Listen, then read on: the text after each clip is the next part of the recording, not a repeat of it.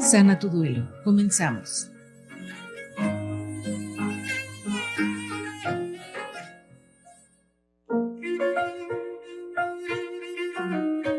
El duelo es una respuesta natural y necesaria cuando se presenta la pérdida de un ser querido, de una relación, un trabajo, del patrimonio, de la salud o de cualquier situación significativa.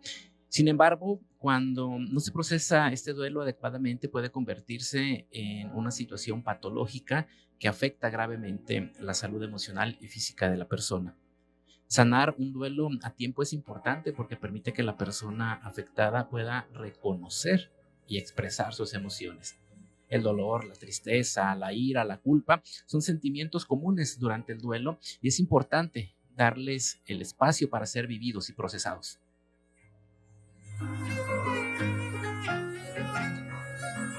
¿Qué tal? Les doy la bienvenida a esta nueva emisión del programa Sana tu Duelo. Estamos transmitiendo en vivo desde la cabina de conexión 98.1 FM. Estamos también en Facebook Live. Ahí estamos también generando la transmisión. Y les recuerdo que esta queda ahí almacenada. Nos puede sintonizar, nos puede compartir. Nos daría mucho gusto que compartan estas transmisiones y los mensajes que estamos llevando hasta ustedes en cada episodio. Estamos en Facebook como Sana tu Duelo Radio. Estamos también con los episodios almacenados en YouTube y en Spotify. Si a usted le gusta estar haciendo ejercicio, estar cocinando por ahí, si va en su auto, puede también sintonizar estos episodios que están almacenados en Spotify. Hay maneras de estar en contacto, en comunicación con nosotros. Aquí en la cabina de conexión estamos en el 312 31 39 981, que es la línea convencional, y también pueden usar este mismo número para mensajes de WhatsApp. Y les recuerdo, también estamos en internet las 24 horas. Aquí en conexión puede sintonizar nuestra programación en icrtv.radio 12345.com, y en Facebook también generamos contenido en la página de Conexión 98.1. Y bueno, el día de hoy vamos a platicar acerca de las complicaciones y las complejidades que se presentan cuando hay un duelo, cuando hay una pérdida, y para eso tenemos de invitado al psicólogo Óscar Cobian Villalobos. Él es psicólogo, es psicoterapeuta gestal y docente también de educación superior. Bienvenido, Óscar. ¿Cómo estás? Bienvenido de nuevo.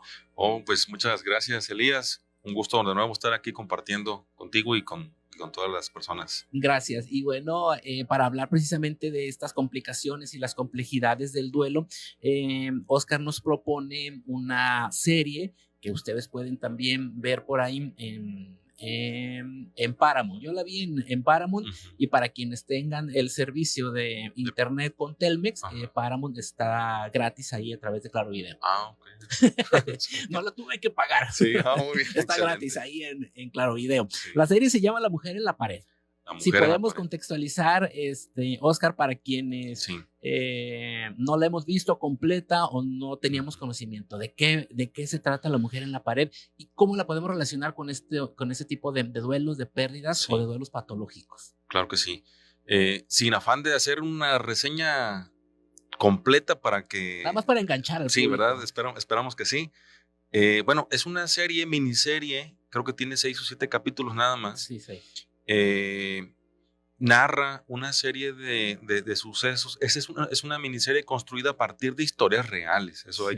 hay que decirlo, de una serie de hechos que ocurrieron en Irlanda, en donde una serie de lugares llamados las lavanderías de Magdalena, cómo estaban funcionando. Entonces, esta miniserie narra pues en concreto varias historias engarzadas ahí, en donde empiezan a salir información que fueron revelando una serie de secretos y hechos que no eran conocidos por la comunidad. ¿Cómo funcionaban estas lavanderías? Eran atendidas por religiosas, estaban vinculadas a instituciones religiosas, donde recibían para el exterior. Eran lugares donde acompañaban a las adolescentes, a mujeres que tenían algunas dificultades de vida, o que por cuestión de algún embarazo no podían o no querían hacerse cargo de su bebé, y entonces lo buscaban dar en adopción. Bueno, pero lo que sucedía al interior, pues según las historias, pues resultó ser muy fuerte, muy difícil de vivirlo y de procesarlo para muchas mujeres, ¿no? Entonces, el resultado es que suceden una serie de fallecimientos en donde en la comunidad donde se encontraba esta lavandería, ¿no? Que para el contexto histórico de la serie ya no funcionaba como lavandería, pero sí previamente de muchos años funcionó. Llega un detective que empieza a investigar, empieza a hacer preguntas y contacta diferentes datos, indicios que lo dirigen hacia la personaje principal, ¿no? Se llama Lorna, y entonces lo que sucede a continuación de lo que se va revelando, pues lleva a un momento clímax en donde se revelan y sucede pues que hay un montón de información que trastoca un poco a la comunidad, ¿no? Y sobre todo a los personajes. Ahí esta serie pues básicamente narra eso, ¿no? Y Basada. Lorna llega ahí precisamente embarazada, no sale de su casa, va a este convento y pues tiene una doble función, ¿no? Estas lavanderías también pues parece ser que las tienen como obligadas a realizar un trabajo de lavandería, Sí, y por otro lado como que les quitan a sus bebés, ¿no? sí, Y así ahí es. está esta mujer, empieza a buscar después de 20, 30 años, empieza a buscar a su hija. Sí, de hecho, pues bueno, parece que ella, el personaje principal, Lorna, nunca olvida a su bebé. Sí. Sí. Siempre está expresando en la comunidad este hecho que para ella resultó ser traumático. Y todo lo que sucedía al interior, pues era una explotación laboral, eran unos tratos no dignos, eran tratos violentos, ¿no? Pero hacia afuera, como comentaba, era un lugar bien visto que ayudaba, que generaba una labor social, ¿no? Religiosa, ¿no? De apoyo para las chicas, las mujeres que tenían una situación que incluso tendríamos que decir, como en aquellas épocas, es como el rezago de esas primeras instituciones que trataban a la locura, ¿no? Sí. En donde iban a recluir a las personas, ¿no? Que tenían algún padecimiento mental o estas condiciones indignas socialmente, ¿no? Para aquel contexto, aquella época. Entonces era para encubrir, mantener en secreto algunas desgracias familiares, ¿no? Sí. Algunos sucesos, pues que no eran muy, muy bien vistos, ¿no? Entonces, sí, efectivamente, a través de los episodios se va narrando y se va viendo cómo Lorna tiene una serie de manifestaciones traumáticas por ese suceso, ¿no? Y nunca deja de decir y de nombrar a su bebé. Siempre la está como buscando, pero a través de conductas no directas. Sí. Por ejemplo, en algún momento, como comentábamos en el previo, aparece que tiene síntomas de sonambulismo, ¿no? Es decir, durante las noches vagabundeaba en su comunidad expresando, ¿no? Esta falta, y por el pueblo era tenido como la loca, ¿no? Una persona pues que es un poco indeseable, pero la toleran, ¿no? Y que cada conducta, cada expresión de ella pues era como excluida, como ninguneada incluso, ¿no? Ignorada y, y catalogada como, bueno, es ella diciendo sus cosas, ¿no? Otra vez ya salió con su tema, pero da un giro la historia, ¿no? Cuando resulta que, por las investigaciones de ese otro detective, resulta que sí estaba diciendo cosas reales, ¿no? A la par que sí había desarrollado síntomas psicóticos, ¿no? Por ejemplo, estos flashbacks, ¿no? Cuando hay un estímulo afuera que te recuerda ese incidente y se le atravesaban infinidad de imágenes de aquel momento donde había parido, el cómo vio que se llevaban a su bebé viva y que después le entregan un documento donde dice que pues falleció, ¿no? Y diversidad de otras situaciones que se le atravesaban en recuerdo, ¿no? ¿Cómo se llama? Recuerdos intromisivos, ¿no? Sí. que parece que no los puedes detener y está ahí, son los flashbacks, ¿no? También síntomas, ¿no? Síntomas físicos, malestares, e incluso dificultades sociales, ¿no? Para poder relacionarse adecuadamente con su entorno, y demás rasgos que son, pues, de un trauma clínicamente identificable ahí, ¿sí? Y con rasgos, como te comentaba, ya psicóticos, ¿no?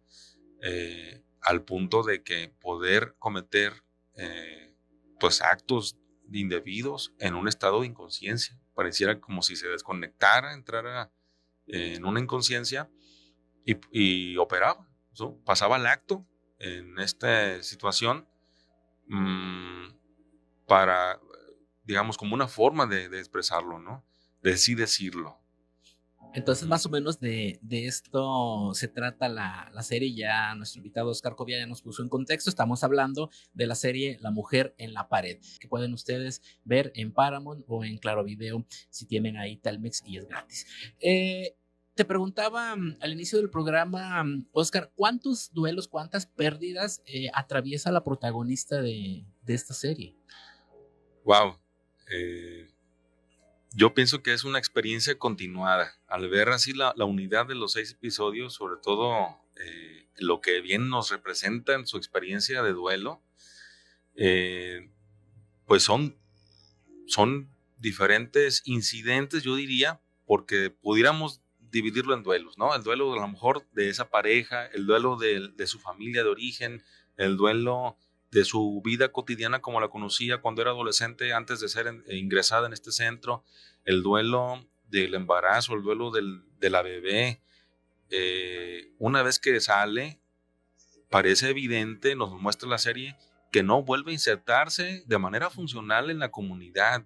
Está apartada, es excluida, es decir, no regresa, ¿no?, a su vida cotidiana, a una, digamos, a una cotidianidad que le resulte, que le ayude a hacer digerible la experiencia. No vuelve. Entonces, o pudiéramos decir, es un duelo, ¿no?, de la separación de su bebé, que se complica, que se traumatiza por cómo fue tratada en ese interior y cómo fue después atravesada, o más bien sin atravesarse esa experiencia, ¿no? Porque aquí hay que recordar algo sobre lo que es lo traumante, ¿no? O lo traumatizante. Importa mucho cuando no tenemos los elementos para hacer la digestión de una experiencia. A muchos nos ha pasado tener como que la idea en la punta de la lengua, decimos, ¿no? Tenemos algo que sabemos, que lo estamos incluso por decir, pero no termina por aparecer la palabra, el concepto, con claridad, con figura, con forma, decimos en la Gestalt, ¿no? Con una figura completamente acabada y que no nos permite comunicarlo. Entonces, sí. Pero obviamente esa es una experiencia cotidiana. Hablamos de una experiencia traumatizante importante, es cuando se sabe internamente de que hay algo que pasó con ese bebé,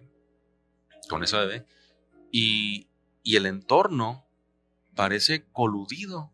No quieren hablar, no quieren tratar de ese tema, es algo que quieren olvidar. Y parece que Lorna se vuelve la incómoda, ¿no?, la piedra en el zapato de la comunidad, porque ella está levantando la voz por todos de que ahí hay algo que pasó. Y esa es, podríamos decir, la experiencia de duelo que se hace complicada, ¿sí? Yo diría, jugando con estos dos términos, lo complicado es hacia el interior del individuo, en tanto que hay un montón de situaciones internas que no ayudan, por las cuales no termina de hacer este pasaje en su experiencia de duelo. Y el término de complejidades, como es el tema de hoy, lo propongo como para ver lo externo, es decir, lo familiar, lo cultural, lo comunitario, lo social, lo institucional, lo político, todas esas esferas, ¿no?, que rodean a la comunidad de ese pueblo, que tampoco quiere ver, no quiere saber y por lo tanto no quiere escuchar. Y ese entorno pues hace propicio el no apoyo. el que no pueda ser acompañada, que no pueda ser vista como alguien que sufre, que tiene esa experiencia y que todo lo que dice y su necesidad, cada vez que ella busca confrontar a las autoridades, a las figuras religiosas, a las instituciones y demás, pues es rechazada, no es escuchada, es de nuevo juzgada con el sello, la etiqueta, está loca, de sus facultades, está mal, ¿sí? Y que ciertamente, como decíamos, sí tiene síntomas de psicóticos, ¿no? O sea, síntomas que, digamos, está comprometida su salud mental. Pero que esos síntomas psicóticos pueden ser el resultado de años de no ver, de no hablar, de no atenderse, Así de no tener una red de apoyo. Una mujer que le quitan a su hija y dura 30 años buscándola, e incluso en la serie se ve cómo escucha llantos de bebés, sí, y se pone mal. Entonces, ¿cómo, digamos, que vuelve a vivir nuevamente la situación como si fuera la primera vez? Exactamente, qué bueno que lo mencionas, porque esos son síntomas que depende de la gravedad, digamos, del trauma o del duelo complicado, ¿no? Derivado a traumatizante incluso, pues lo dices claramente, se vuelve a repetir, es como si estuviera atorada en ese pasado, en ese tema, y que necesita hacer digestión. Nuestra mente así funciona en términos generales. Busca cerrar un tema que está pendiente, busca tener una comprensión que ayude a hacer la digestión psicológica, emocional, ¿no? Existencialmente de esa situación que resultó difícil de procesar, difícil de afrontar, difícil de reconocer, de aceptar y de superar, digamos. Sí. Entonces sí, está plagada la serie de estas sintomatologías que son clínicamente reconocibles y catalogables como pues un problema clínico, ¿no? De salud mental importante. Sí, sí lo es. Pero aquí la cuestión es, no por eso vamos a desdeñar y decir, es que tiene eso, ya no le hagas caso. Estás loco y hazte un lado. Así es. Ahora, si eso lo traemos, Oscar, a nuestra realidad, si alguien que nos esté viendo, que nos esté escuchando, puede adoptar o adaptar esta historia, y a lo mejor puede estar padeciendo el duelo de un ser querido, que a lo mejor le robaron su casa, que a lo mejor le robaron su patrimonio, que a lo mejor se separó, está viviendo un divorcio, el hijo se le fue, cualquier tipo de pérdida que haya tenido, y que esté pasando a lo mejor por esta situación y que dice, ok, o sea, a lo mejor yo tengo 5, 10, 15, 20 años y me sigue doliendo y me siguen apareciendo esos síntomas que me duele como si fuera el primer día. ¿Qué habríamos que estar haciendo? Sí, primeramente es que se puede traducir hasta como en ciertos axiomas o frases importantes. Por ejemplo, todos los duelos importan. Sí. Todos. No hay que minimizarlos. Ninguno. Ese duelo es más importante que este otro. Bueno, pudiéramos dar una opinión, ¿no? Pero la experiencia de desprenderse de algo, de afrontar una situación que implica un pasaje de un punto A a un punto B, no es lineal. Entonces sí es importante recalcar eso. Lo que nos está sucediendo, estamos en esas circunstancias que mencionas, darle la importancia de vida, ¿sí? Y primeramente reconocer que la persona misma, ¿no? Reconocer que necesitamos hacer un proceso en donde nos sintamos acompañados y vistos como sujetos, como personas, ¿no? Tenemos que buscar ese espacio, porque si en nuestro entorno inmediato no lo tenemos, pues ahora sí que la persona primera obligada, digamos, como de atenderse y darse validación de ese proceso y esa necesidad, pues es quien lo está viviendo. Sí. Ir y acudir, no esperarse, porque como lo vemos, ¿no? Si pasa el tiempo, eso se cronifica, se hace complicado, ¿no?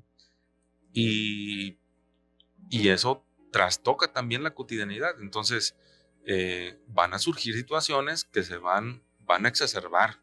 Eso complicado se va a complicar más y va a complicar otras esferas de nuestras vidas, lo laboral, las relaciones intrafamiliares, etc.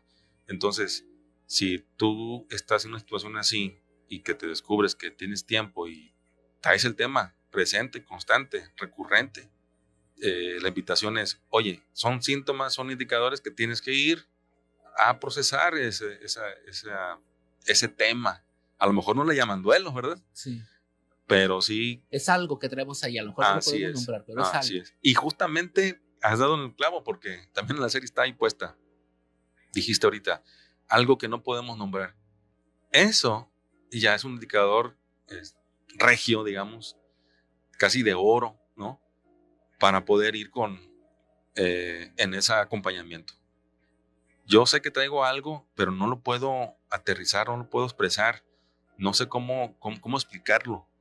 Eso ya es una invitación fuerte que tu mismo organismo, tu mismo funcionamiento mental te está diciendo, tenemos que ir por alguien para que nos dé algo, ¿sí? Y juntos poder construir eso que me está faltando, esa pieza, ¿no? Para poderle dar coherencia a esa vivencia. Y ese algo es que no tengo hambre, que me la vivo enojado, que me la vivo peleando, que no puedo dormir, que siento comezones, que me duele la cabeza, que me duele el estómago. Eso puede ser ese algo, ¿no? Sí. Incluso enfermedades recurrentes, como lo mencionas. Definitivamente que observarnos, saber nuestro funcionamiento y los cambios que vamos teniendo es importante. Sobre todo como en este planteamiento de la serie, poder decir algo para procesarlo, es importante contar con un entorno que acompaña, que sostiene, ¿no? Que apoya. Pareciera que entonces cuando en el entorno de la personaje principal, cuando en el entorno aparece alguien que quiere ser que ofrece esa mirada dignificante, esa sería la otra máxima, dignificar la experiencia del otro, no valorarla, infravalorarla o negarla, simplemente es dignificar al otro en lo que está pasando, ¿no? Es entonces cuando los síntomas de la personaje principal empiezan a destrabarse, digamos. Empieza ella en esa búsqueda de congruencia, porque es otro de los elementos que identifico ahí. Todo individuo que está pasando por una experiencia que está por digerirse, está buscando una congruencia entre la realidad que está sintiendo, sí, la que ignora, pero su sistema interno le está diciendo, tienes un pendiente, y su cuerpo y la realidad. Hacia los finales de capítulos, no voy a contar el final, ¿verdad? Sí. Pero sucede algo que viene, que genera una consecuencia para la personaje principal. Le ofrecen la posibilidad de disculpárselo, ¿sí? Y librarla de una cuestión legal. Y el personaje dice no. Decide afrontar. ¿Por qué? Le impiden seguir en cierta búsqueda de su bebé, pero ella elige afrontar la ley, porque en esa búsqueda de congruencia ella sería parte del sistema que oculta, ¿no? Que no dice, que rechaza y que tiene secretos bajo la mesa. Entonces ella afronta esa realidad, decide pasar por ello en esa consecuencia y eso le da como más cordura, ¿no? Los síntomas, a partir de cierto episodio, los últimos, los síntomas del sonambulismo ya no aparecen. Es decir, ya no necesita decir por otro lado lo que quiere decir, pero que no sabía cómo decirlo. Y que lo hace a través del sonambulismo. Así es. Y esto podía haber sido desarrollado a través de las pérdidas que vivió el personaje principal, o simplemente puede ser un trastorno del sueño, que en lo que decíamos también, que puedes expresar o hacer cosas que conscientemente no nos atrevemos a decir o hacer. Sí, pueden ser ambas cosas, ambas posibilidades, a partir de ese incidente traumático o ya traerlo como predisponente, ¿no? Sin embargo, me parece que la imagen, digamos como la metáfora de la serie que a través del sonambulismo nos quiere, bueno, yo sugiero que nos quiere invitar a ver es que el sonambulismo es una imagen de todas aquellas experiencias o formas que el sujeto, la persona, tiene para expresar lo que quiere decir, ¿no? A través del acto. Es decir, a veces, ¿cómo sería? Bueno, después de una experiencia traumática o un duelo complicado, de diferentes conductas van a servirnos como de expresión. En la serie presentan el sonambulismo, pero ¿cuál sería el sonambulismo para nuestras vidas cotidianas? Además de, efectivamente, el sonambulismo, ¿no? Me refiero, por ejemplo, que alguien que tiene ahí, de repente, atracones, ¿no? Con la comida. De repente tiene ciertos vicios, de repente tiene ciertas actitudes, de repente ciertas formas recurrentes de complicarse las relaciones interpersonales o de sabotearse. Es decir, hay infinidad de conductas que podemos estar haciendo como una expresión, ¿sí? De aquello que no podemos incluso decir y que sabemos que necesitamos, o a veces ignoramos, ¿sí? Porque hay diferentes niveles digamos, de conciencia, ¿no? Actuamos a veces sin darnos cuenta, ¿no? Decimos, por ejemplo, los actos fallidos, los sueños, ¿no? Son espacios, los olvidos, ¿no? Son manifestaciones de que hay un proceso interno, digamos, hay un discurso interno que está expresándose a través de esto. En la película lo presentan muy bien. Ella, con el sonambulismo, expresa un enojo, una frustración, una especie hasta como de malicia, ¿no? Sí. Una ferocidad de acabar con aquellas cosas físicas, materiales, que le representan a esas personas por las cuales ella se sintió muy dañada, muy lastimada. Enojo, Oscar, hasta con Dios. Así tenemos es. ahí una imagen muy representativa, ¿no? De que hay una imagen de Jesucristo y está apuñalado. Ajá, sí. Tienes toda la razón. El enojo con Dios, y que puede traducirse en rechazo de cualquier manifestación religiosa, ¿sí? De cualquier incluso acercamiento a eso que pueda incluso darle, digamos, un sentido, ¿no? Enojo con la vida, enojo con esos otros, podemos manejarlo así, como entidades en abstracto, ¿verdad? Que nos dan estructura y orientación a nuestras vidas, pero como lo comentas, está ella enojada con todo. Sí. Pero en lo cotidiano se manifiesta o se presenta como sumisa, apacible, obediente, tranquila. Pero en las noches, con el sonambulismo, pues expresaba todo eso, ¿no? Que estaba ahí guardado, que generado a partir de la experiencia traumática, ¿no? De cómo fue tratada ella, lastimada.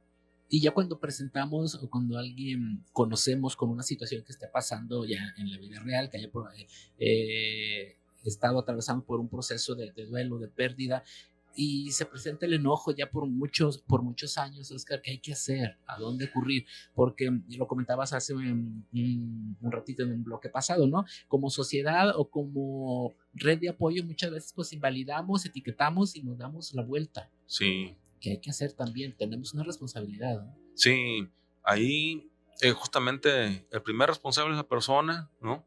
Pero, por ejemplo, la persona que lo vive, pero también el entorno. Ahora sí que la invitación es a mirar esto no solo como un proceso del individuo, sino un proceso que nos compromete a todos, que nos brinda algo de corresponsabilidad, una especie de compromiso hacia el prójimo, fíjate, en ese sentido. Porque todos somos partes de la comunidad. Compartimos una sociedad, un tejido social, un entramado comunitario, unos entramados ideológicos, entramados institucionales, religiosos. O sea, no somos aislados, somos resultado de un entramado complejo, por eso la palabra complejidad. ¿Y qué podemos hacer nosotros? Si, por ejemplo, vemos a un niño, a un adolescente, a una persona que a lo mejor no tuvo el acceso a la información para poder problematizarse a sí mismo, porque eso implica una conciencia crítica, o sea, un pensamiento crítico que nos lleve a preguntarnos cosas, y a veces no nos alcanza ni para hacernos esas preguntas adecuadas sobre nosotros mismos o sobre el otro. Entonces, yo creo que aquí la encomienda es situarnos como corresponsables hasta cierto punto de todos por todos. Yo diría también una encomienda de educarnos también, de hacernos información, de interesarnos. Yo sé que a veces las cuestiones cotidianas nos absorben, Sí. nos quitan tiempo y energía para interesarnos por otras cosas que a lo mejor no sean redituables, ¿no? O muchas veces decimos, no, ay, si no puedo con mis problemas, ¿cómo Sí. voy a ser empático con alguien Así más? es. Y bueno, hay cosas de fondo que a lo mejor no terminaríamos ahorita aquí de agotar, pero hay una serie de demandas, ¿no? De ciertas, en cierto pensamiento de la época en el que vivimos, de tener que ser, ¿no? De determinada manera, ¿no? Pero bueno, eso sería, Para pertenecer. ajá, para empezar, para la cuestión de la pertenencia, ¿no? Ajá. Y la identidad. Pero sí, me regreso al punto de que aún así como lo comentas, nos sirve a todos, o sea, para también hacernos información para poder entendernos y preguntarnos cosas. Ese sería el punto de la educación, para poder distinguir, para poder decir el otro y desarrollar cierto grado de empatía, como lo mencionabas, y para, pues, al menos indicarle, oye, está este recurso, ahí está la ayuda, ¿no? Esos son algunos puntos y obviamente yo invitaría sí a ver la película y ver otras películas sobre el duelo, leer nuestros libros sobre duelo que por ahí algunos divulgadores, ¿no? También han generado, ¿no? Y como activar esta especie de diálogo con la realidad, fíjate, con la realidad incluso interna. Es decir, tal película, tal serie, tal libro, tal programa de la radio, ¿qué me dice a mí? ¿Qué sentí cuando lo vi, cuando lo escuché? La plática con mi hermano, con mis familiares o mis próximos, ¿qué me dejó? ¿Sí? Es decir, activar una actitud reflexiva, ¿sí? En diálogo con lo que nos rodea y ver qué me está diciendo, ¿no? Para poder en su momento también problematizar lo que nos va pasando, ¿no? Y obviamente está el recurso del apoyo profesional. Cualquier enfoque, cualquier profesional debidamente entrenado, obviamente, puede ser ese otro que nos escuche, ¿no? Que nos acompañe. Y si con ese profesional no nos sentimos que nuestra carga se aligera o que nos sentimos comprendidos, vistos como personas, ¿sí? Que voy a decir esta palabra, ¿no? Como personas sufrientes, ¿no? Si estamos en un proceso de duelo, o que sea suficientemente sensible como para decirnos, oye, aquí tienes este tema y que te acompaña a generar una comprensión de ti mismo, porque a lo mejor no sabemos que estamos en duelo, ¿no? Es correcto. Y entonces que pueda nombrarlo así. Si no nos sentimos así cómodos, pues podemos ir a otro profesional, ¿no? Hablas tú, Oscar, del diálogo interno. ¿Qué importancia le damos? ¿O sabemos distinguirlo? ¿O hay que poner atención a qué nos decimos? Sí. ¿Qué nos decimos? ¿Cómo nos decimos? Si somos muy críticos o si Sí. sabemos distinguir, o si sabemos escucharnos a nosotros mismos. Así es. A veces no nos damos el tiempo, fíjate. En nuestra sociedad actual estamos muy saturados de información de diferente tipo. Sí. Pero si nos ponemos atención, vamos a poder distinguir con qué palabras nos hablamos, en qué tonos, qué tipo de opiniones nos compartimos a nosotros mismos, qué juicios nos hacemos. Y lo ideal sería, y una recomendación es, empezar a escribir.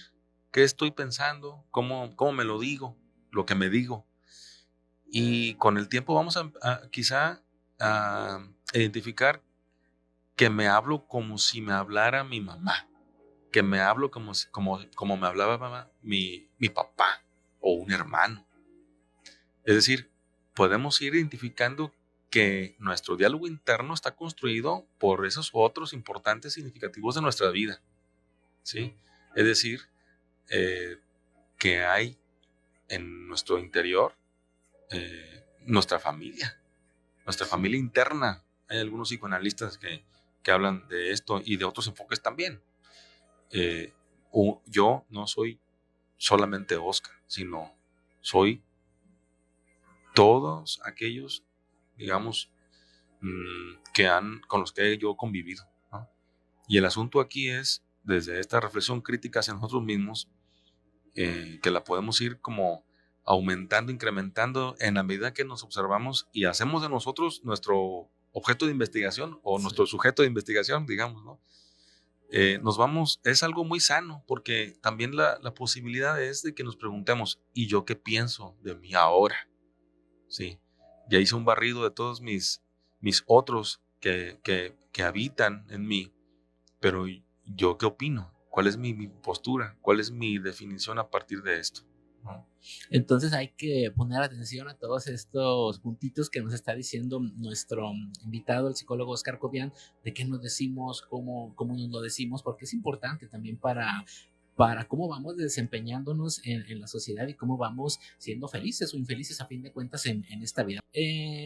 Algo que me preguntan, ¿cuánto es lo normal para que un duelo sea sano, para que un duelo se pueda considerar fisiológico, que no va a tener mayores consecuencias?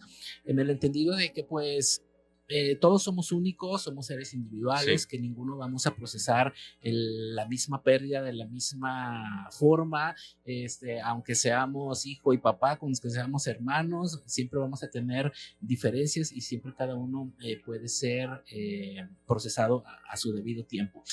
Pero si lo trasladamos a la serie, pues esta persona, después de 20, 30 años que pierde a su hija y sigue con este tipo de manifestaciones físicas, obviamente ya lo podemos catalogar como un duelo complejo, patológico, ¿no? Sí. Mira, voy a lo mejor voy a recibir a lo mejor comentarios de mis colegas, ¿no? Venga. Sí, es que hay manuales que nos indican clínicamente cuando ya es, digamos, patológico, cuando no. Es una referencia, no hay que ignorarlos, hay que saberlos, tenerlos presente.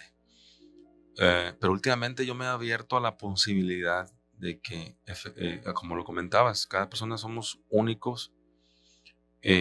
Me ha abierto la posibilidad de que no haya necesariamente un tiempo determinado para que una persona pueda decir, ya superé el duelo. Por ejemplo, observo a mis próximos y digo, ¿cuándo realmente? Me gustaría hacerles esas preguntas, pero obviamente no se las hago. ¿Cuándo realmente puedes decir que tú ya has superado la pérdida de tu papá, por ejemplo, o de tu hijo, ¿no? Y realmente algunas frases que he ido viendo y observando, y también leyendo, investigando, y también en los procesos que he acompañado yo, la vida no vuelve a ser la misma. O sea, no puedes llegar a un punto en donde digas, ya estoy como antes de. Sí, es que partiendo desde ese hecho, nunca. No, así es. Porque nunca vas a tener a la persona que amabas, nunca vas a tener a ese hijo, a ese papá. Así Entonces, es. Tú puedes vivir. Sí, aprender a vivir sin esa con persona. la ausencia. Exactamente. ¿No? La relación con esa persona que ya no está se transforma. Porque tú que quedas aquí en vida, sigues relacionándote con las experiencias, con los recuerdos, con las palabras. O sea, esa persona simbólicamente o existencialmente para ti, en tu interior, sigues relacionándote, sigue presente la ausencia física, ¿no? Entonces, bueno, pero también tenemos que estar atentos a que efectivamente una forma nueva se genere, ¿no? Algo ya no está, algo muere, una vida, una experiencia termina, mas el paso es a formar algo nuevo, algo que ya esté integrado esa ausencia, aunque el dolor siga, fíjate. Y aquí paradójicamente, por eso va a parecer que me estoy contradiciendo, ¿no? Si el dolor es el paso del dolor, ¿no? Y si me sigue doliendo, quiere decir Entonces, que sigo en duelo. ok. Porque entonces si ya no me duele es que ya supera el duelo.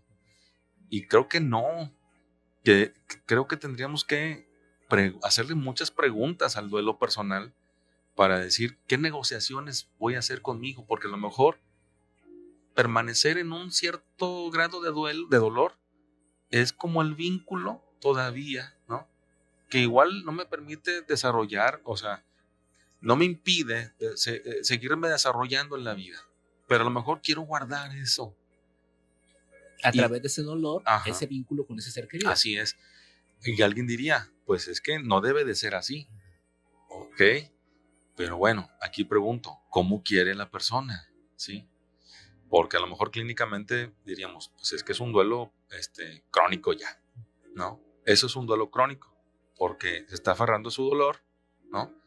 Y no lo está soltando, ¿no? Pero bueno, yo sí Pero puedes tener invitaría, tu dolor y seguir tu vida normal, digamos, conviviendo, relacionándote, trabajando, sí, aún teniendo ese dolor, ¿no? sí, porque ya no hablaríamos tanto de duelo, sino como a lo mejor una dificultad o la posibilidad de crear una nueva vida.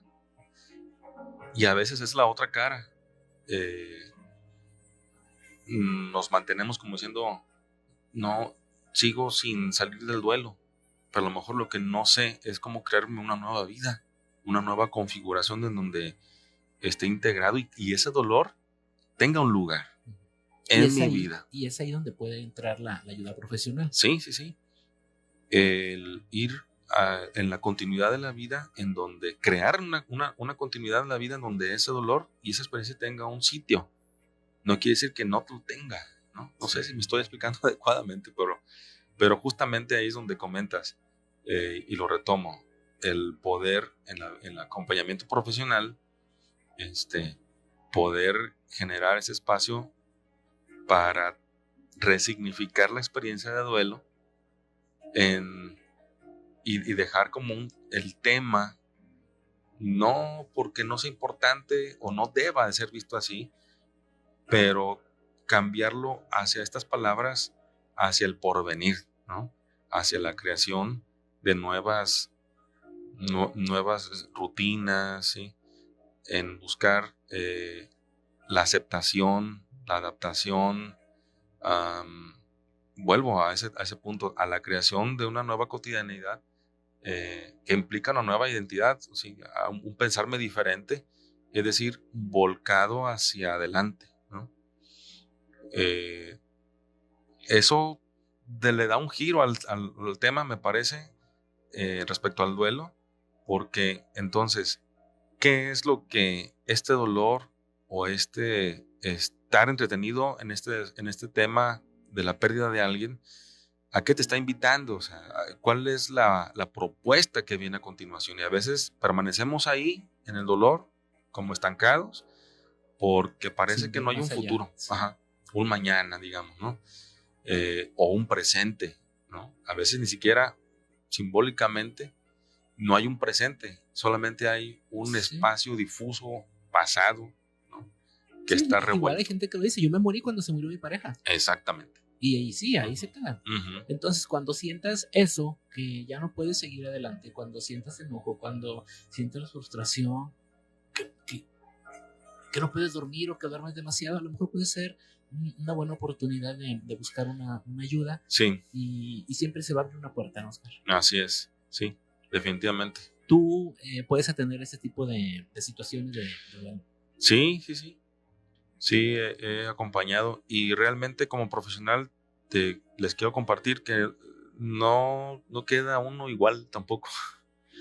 Al acompañar a las personas, sus procesos también nos generan una reflexión y en ocasiones trastocamiento, que es cuando nosotros como profesionales vamos al acompañamiento, sí, también. ¿no? A nuestro proceso para trabajar lo que psicoanalíticamente se denomina las contratransferencias, que es otra cosa, dicho de manera muy simple, es pues lo que me sucede a mí con lo que he acompañado con el otro, que estoy implicado. Sí, claro. separándonos, como decíamos hace unos momentos, separándonos de la idea de que el individuo es aislado y que tiene procesos dentro de él mismo que no impactan en su entorno. Claro que no. Estamos todos, como decíamos, entramados, ¿no? Sí. Y lo que le pasa al paciente también me genera una reflexión, me mueve. Y es la invitación a seguir la reflexión y el descubrimiento personal, ¿no? Y aprendemos pues los elementos únicos que cada duelo tiene. O sea, ningún duelo es igual a otro. Repito, todos los duelos importan. Todos los duelos tendríamos que decir, las personas en duelo tienen derechos, ¿no? A ser acompañados, a ser dignificados, o sea, en su pérdida. Y todos los duelos duelen. Todos, así es. Y en esta invitación, a propósito de la serie que comentábamos, es también a dimensionar que hay entornos que ayudan, hay entornos que no ayudan, hay instituciones que aún hoy día el tema de la serie se sigue repitiendo, no solo en el tipo de institución que manejan ahí, sino en otro tipo de instituciones. Es un tema actual, sí. La sustracción de menores, ¿no? Y situaciones también culturales, ideologías o demás, que a veces no brindan el apoyo o el acompañamiento adecuado para las personas que están en duelo. Sí.